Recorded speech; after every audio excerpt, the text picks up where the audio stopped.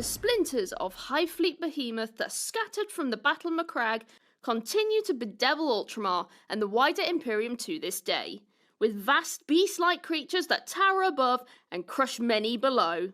In this video we'll be showing how to batch paint your termagants in the colours of High Fleet Behemoth. For this video we'll be painting 3, but you can paint as many as you want in one sitting. Batch painting means painting a group of miniatures at the same time, greater for larger units like termagants. This means we'll be painting efficiently as possible, to get your hordes on the gaming table ready to devour your enemies in no time at all. You can even use this guide for the rest of your Tyranid army. If you're new to painting, you can check out the Citadel Colour Painting Essentials videos to learn more about paints and techniques. The paints we've used are on the screen right now, and remember that we're painting to match the box art, but you can paint your models however you like. Any additional equipment we've used is also on the screen.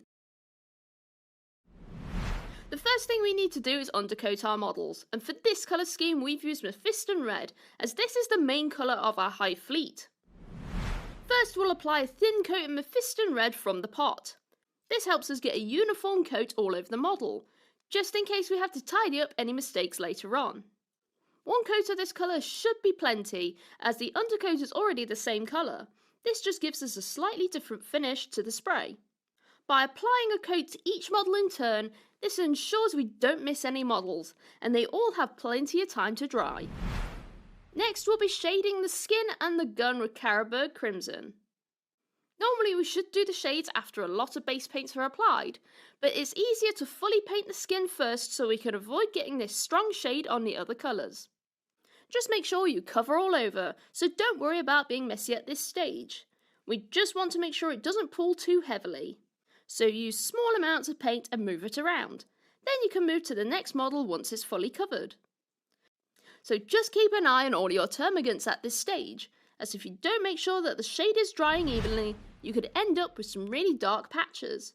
If this happens, you can cover it up with Mephiston Red. After that stage, we'll dry brush with Jakiro Orange over the skin.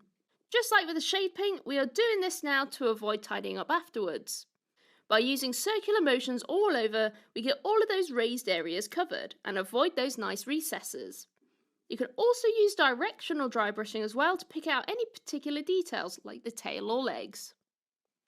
Just make sure that you get all of the skin on all of your termagants to this stage before we move on, as you want to keep using your dry brush instead of cleaning it and waiting for it to dry again, saving you lots of time. Now that all the skin is finished, we can apply Corvus Black to the carapace, joints, hooves, claws, eye sockets and the mouth. These are small details surrounded by all of that skin, so use the smallest brush you have for those areas. A small base brush is really useful for that carapace, and a small layer brush for the rest of the details. Corvus Black is a great colour for a natural, slightly warm black that you might find on Tyranids. With the black dry, now we can paint the tongues with Screamer Pink. Just a few thin coats with a small airbrush will make easy work when painting many of these details. A good tip when painting lots of details on your models is by making a list of your colours and what details they cover, so you make sure you don't miss anything. Next we'll paint the teeth quickly with Wraithbone and a small layer brush.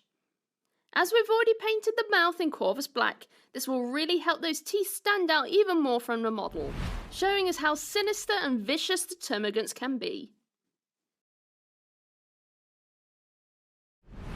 And to pick out the last small detail, we'll use Lugganath Orange for the eyes.